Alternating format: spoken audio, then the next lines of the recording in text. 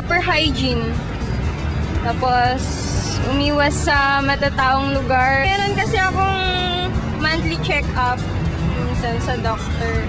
Tapos, nagtitake ako ng vitamins for medication na continuous medication. Huwag tayo laging gumala. Huwag tayo lagi pupunta sa mga maruruming bagay at kung saan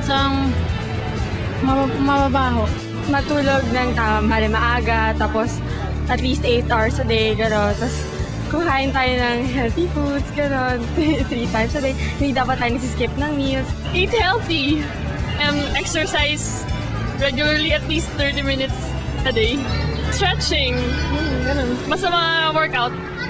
Minom ng vitamins. Maglinis lagi sa paligid.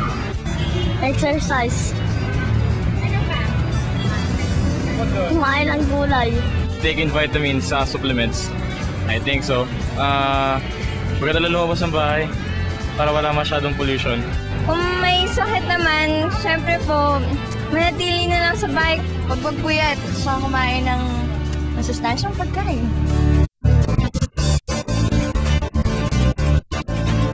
Ang KNN ay hatid sa inyo ng UNICEF.